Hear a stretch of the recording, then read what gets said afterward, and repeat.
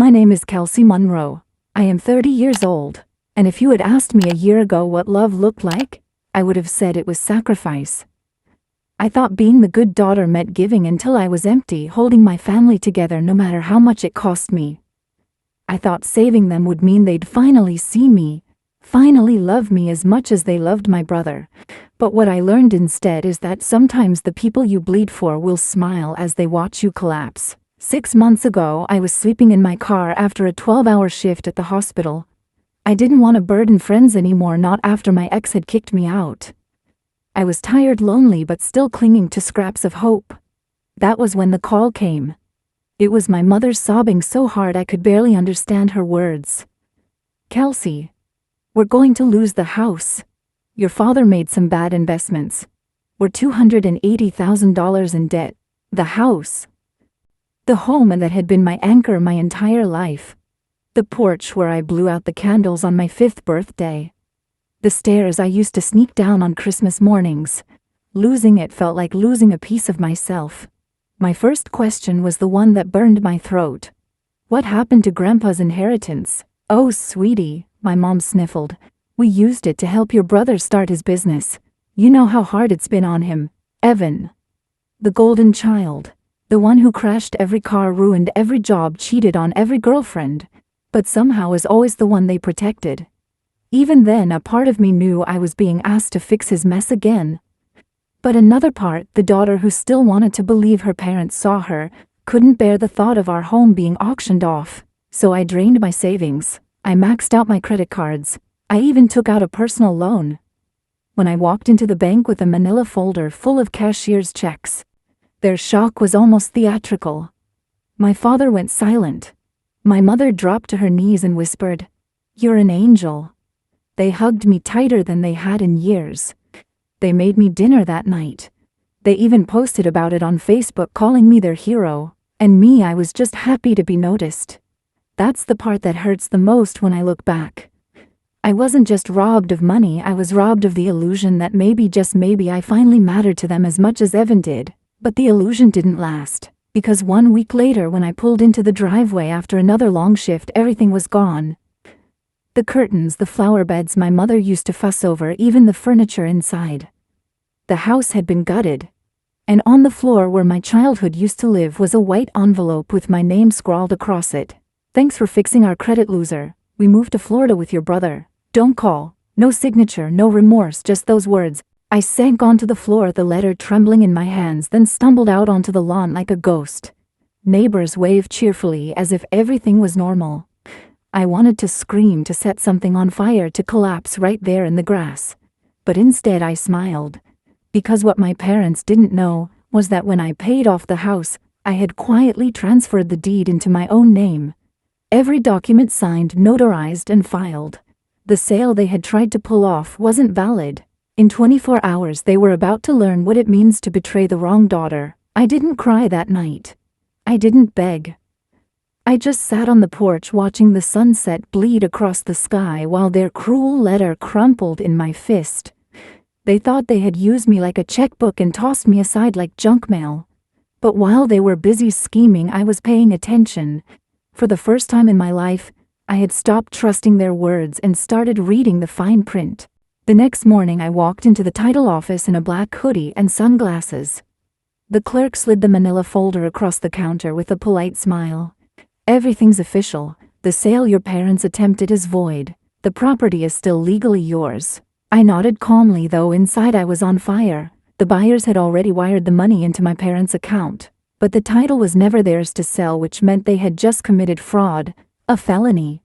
And I wasn't about to save them this time. I didn't want them in jail, not yet. Jail would be mercy. What I wanted was for them to be cornered, homeless, humiliated. For once in their lives, I wanted them to feel what it was like to lose everything.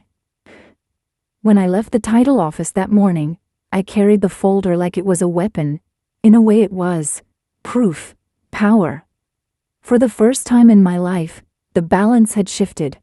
They had always held the house over me, dangling it like a symbol of family, of belonging.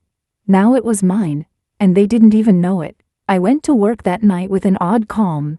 Between changing IVs and charting vitals, I replayed their letter in my mind. Loser. Don't call. My mother's handwriting curved across the page like a knife disguised as lace. They wanted me to crumble. They wanted to erase me as easily as they packed up their belongings. But every cruel word only hardened me. By Friday the calls started. At first just a couple of missed numbers, then voicemails. My father's voice gruff and panicked. My mother's shrill and pleading. Kelsey, something's wrong with the paperwork. The bank says the sale didn't go through. Call us back, please. I didn't. Instead, I poured myself a glass of wine and sat on the porch of the house they thought they had abandoned me in. The same porch where they celebrated birthdays with Evan while I washed dishes inside. The same porch where my father once told me I wasn't cut out to be anything special. I let their voices echo through the voicemail until the battery died. The next day, they showed up. I woke to the sound of pounding fists on the door. My mother's shrieks piercing the morning air. Open up. This is our house. You can't do this to us. I opened the door slowly, savoring the way their eyes widened when they saw me standing there calm, dressed in scrubs from another long shift. This is my house, I said evenly, legally, officially, irrevocably. My father's face went crimson. You tricked us. No, I corrected him, holding up the folder. I protected myself. Something you never did for me. My mother started crying, crocodile tears streaming down her cheeks. Kelsey, we had no choice. Your brother, he's struggling. We needed that money for him. There it was again. Evan. Always Evan. The sun in their universe while I orbited in the shadows. I felt a laugh bubble in my throat, sharp and bitter. You used me. You've been using me my entire life, but not anymore. They begged. They threatened. They even tried guilt. We're your parents, my father growled. You can't just throw us out like trash. I looked him dead in the eye. Watch me. When they finally realized I wouldn't bend, they left.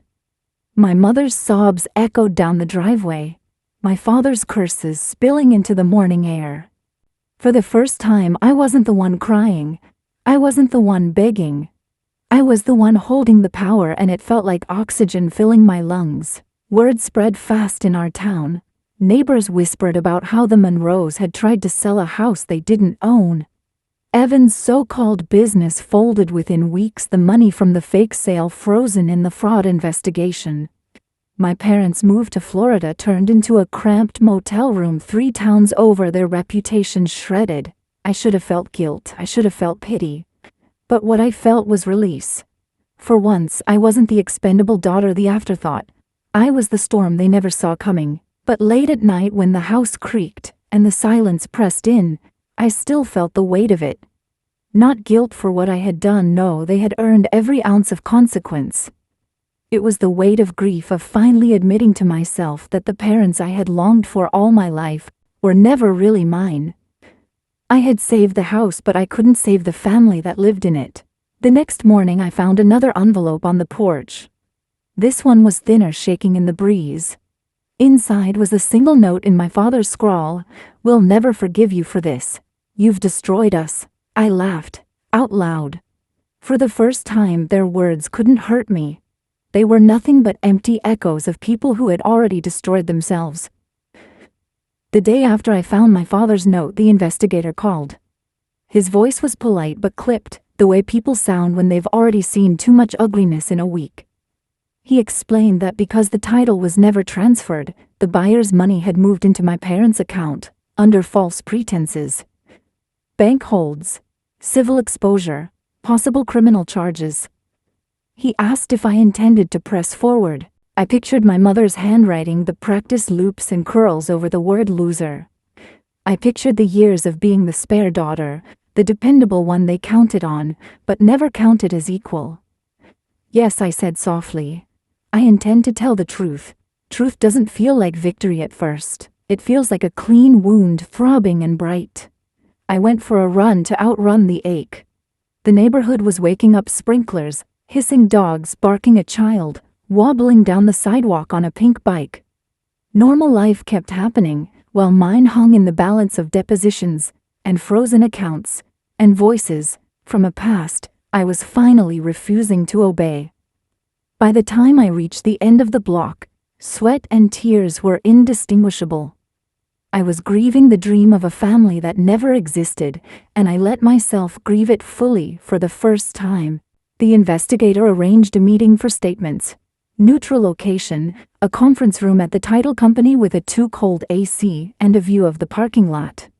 I arrived early with my folder, a habit now, and armor. When my parents walked in, I almost didn't recognize them.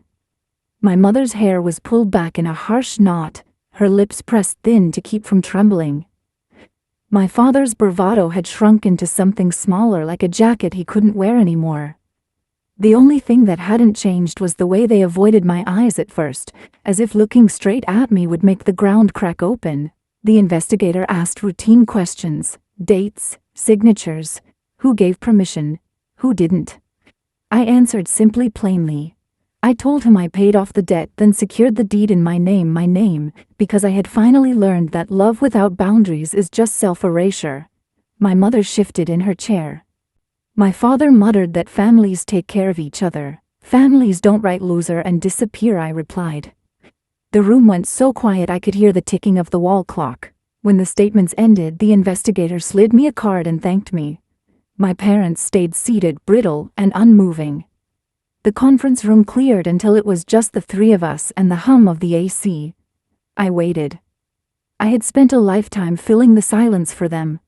This time I let it stretch. "You've ruined your brother," my mother said finally, voice thin and cutting. "They've frozen everything. He can't pay his suppliers, he can't pay rent. He can't pay rent," my father echoed as if the words themselves might spring a miracle. "I didn't ruin him," I said. And I heard how calm I sounded, surprised by it. "You did. Every time he failed and you called it bad luck. Every time he lied and you called it a misunderstanding. You raised a needy planet and told the sun to orbit it. I just stepped out of its gravity." My father's fist landed on the table with a dull thud. "We did what we had to do to save the family, including stealing from your daughter." My voice sharpened. "Including abandoning me with a letter and moving to Florida with the prodigal son." My mother flinched, then rallied. "We raised you, Kelsey." She used my name like a bargaining chip. "We gave you everything." "You gave him everything," I said. "You gave me expectation." For a second, just a second, something in her eyes cracked. A flicker of recognition, like she could see the map of our house traced in the lines on my palm, the kitchen where I learned to make dinners alone, the staircase where I watched them clap for Evan's report cards, while mine were placed neatly on the counter and forgotten.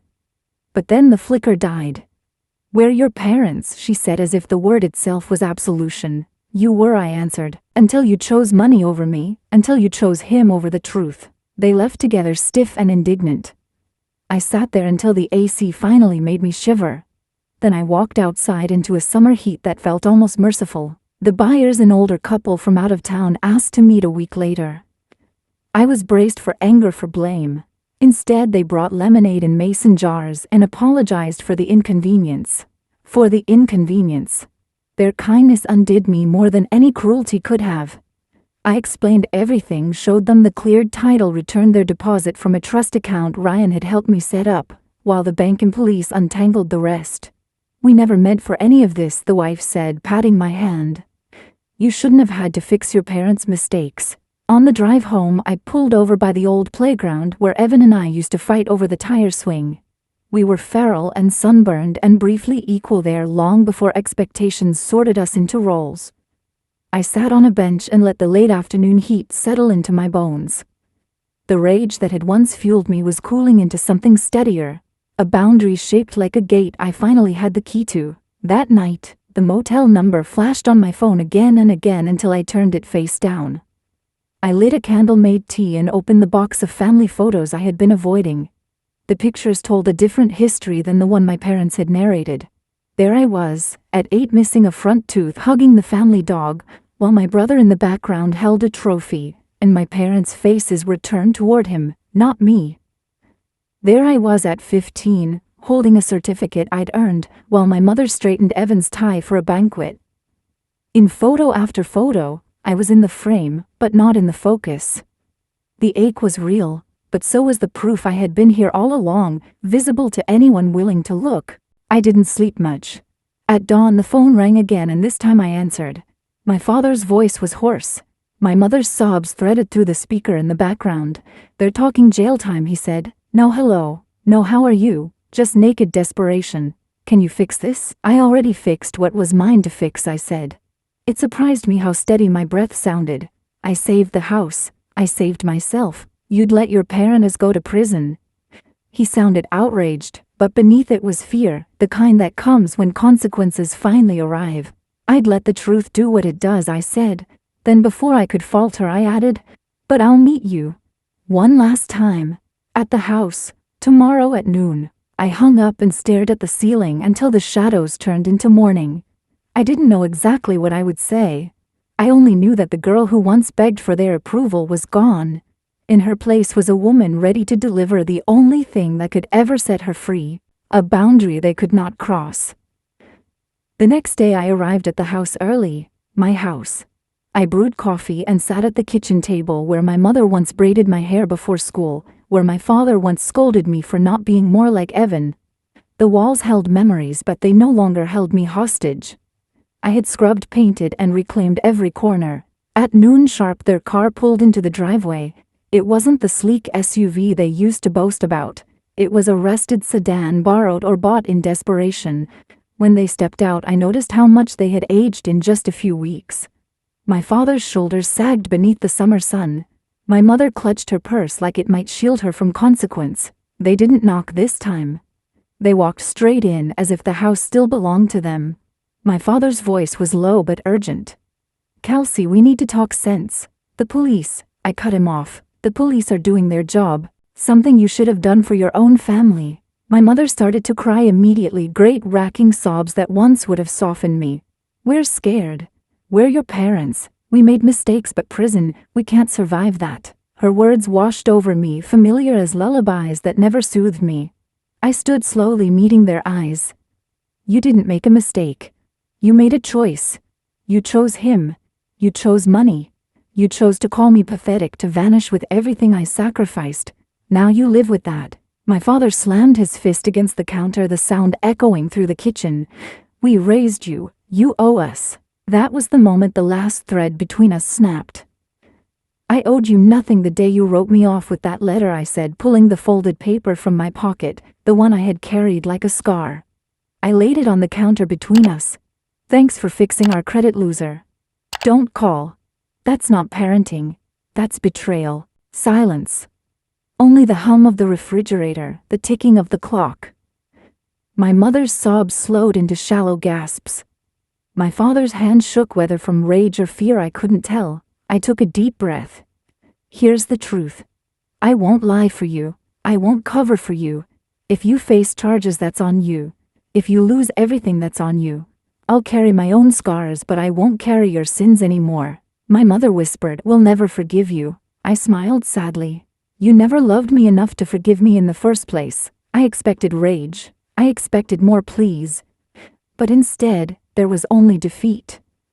My father lowered himself into a chair, staring at the floor.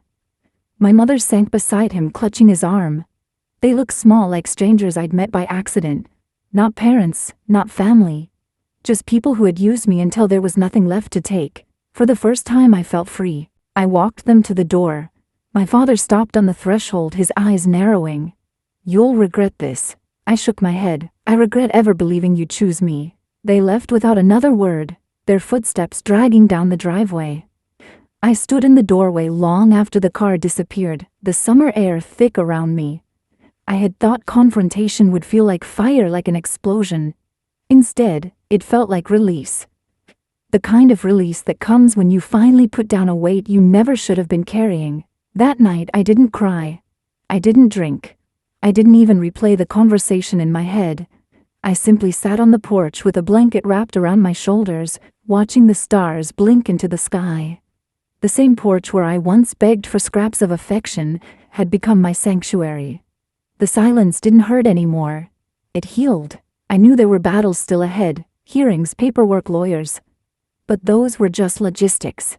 The real war was over. I had faced them, I had told the truth, and I had walked away standing tall. For the first time in my life, I belonged to myself. The following weeks unfolded like chapters I never thought I'd live. Investigators moved forward, paperwork stacked high on my kitchen table, and every so often my parents' names appeared in bold ink across official letters. I no longer flinched when I saw them.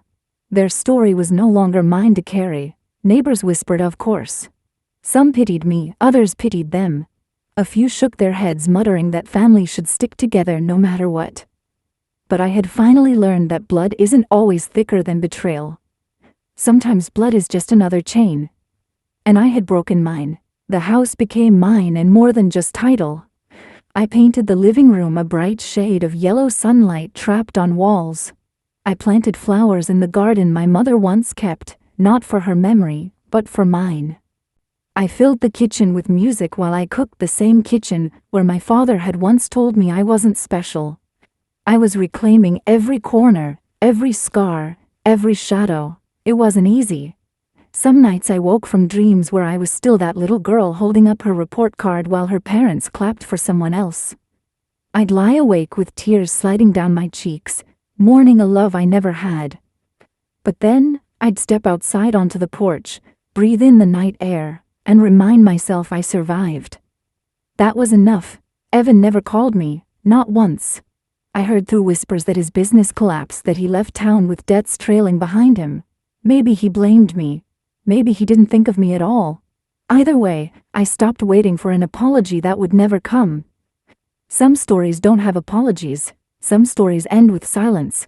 The last time I saw my parents was in court. They sat hunched at the defense table, their faces lined with desperation. I sat in the back, calm, my hands folded in my lap. When the judge read the words, fraud, restitution, probation, I didn't smile, didn't gloat. I simply breathed. Their downfall wasn't my victory. My victory was already secured the day I chose myself over their demands. Afterward, my mother looked back at me, eyes wet, mouth trembling as if she wanted to speak. I didn't meet her gaze. I walked out into the sun, head high, heart steady. That was my goodbye. Months later, I still live in this house. The one they tried to sell out from under me. The one they thought I'd surrender without a fight. Every creak of the floorboards, every gust of wind against the windows feels different now. This isn't just a house anymore, it's proof. Proof that I was stronger than their betrayal. Proof that I don't need their approval to exist. Proof that I am enough. Sometimes people ask me if I hate them. The truth, I don't. Hatred is just another tether, and I refuse to be tied down anymore. What I feel is distance, the kind you feel when you walk away from a fire and smell the smoke on your clothes long after. It lingers, yes, but it no longer burns. What I've learned is this family isn't defined by the people who share your blood. It's defined by the people who choose you, who see you, who stand beside you when the ground shakes. My parents chose betrayal. I chose survival. And in that choice, I found freedom. So if you're watching this, if you've ever been abandoned, betrayed, or told you were nothing, hear me.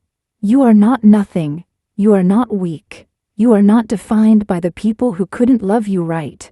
You are stronger than you know, and one day you will look back and see that the ashes they left behind were the soil where you built your strength. I lost my parents the day they called me pathetic and disappeared with what I gave them. But I found myself the day I stopped begging for their love.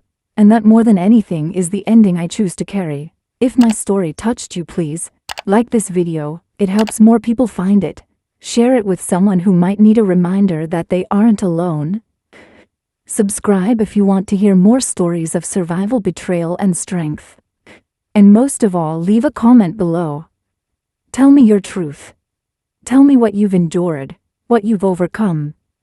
Because when we share our stories, we remind each other that even in betrayal, even in heartbreak, we are never truly alone.